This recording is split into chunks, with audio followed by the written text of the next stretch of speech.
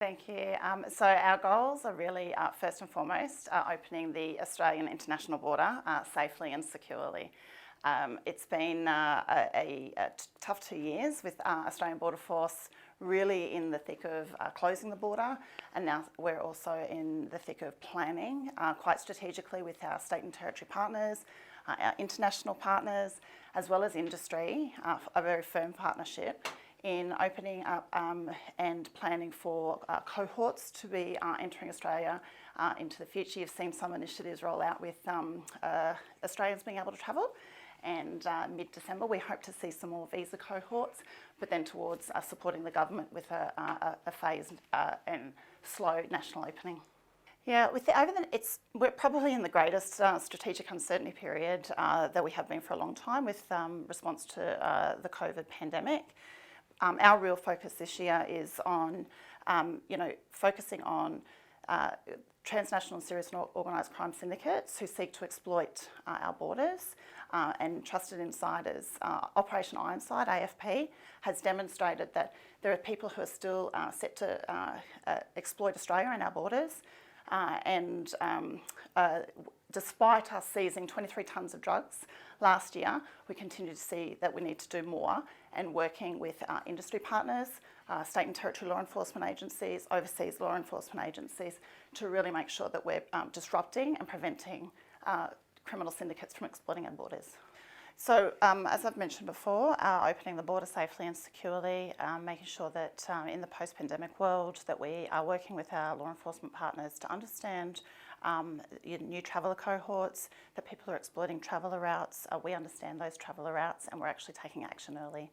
Secondly, simplified trade system is a real part of our economic recovery plan, and ABF, working with other Commonwealth agencies, is really focused on making sure that the simplified trade system can support economic recovery into the future.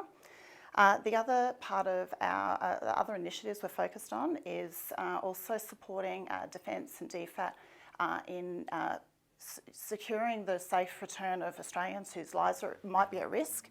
We're seeing already around the world some regional and global instability, and as a result in Afghanistan we helped return 4,000 people, Australians, permanent residents and humanitarian visa cohorts, and we're also working on some digital traveller workflows. We've got the Australian Traveller Declaration that we rolled out last year, but we're also now working on digital passenger declaration, and that will really help simplify the travel experience. Yeah, so it's on establishing a unified strategy and collaborating to secure our future. I will be discussing how, particularly in the last 2 years, collaboration across industry, government agencies has been pivotal to our response. If there's one thing that we've taken away, we need to exercise more, we need to plan more together in an integrated way. There's no playbook when it comes to national security responses. There's no one agency that has sole responsibility, and so we really are. So the topic is on establishing a unified strategy, collaborating across agencies to secure Australia's future. What I'll be discussing is, if there's one thing that we've learned in the last 2 years with the pandemic and offshore responses, is that collaboration is more key than ever.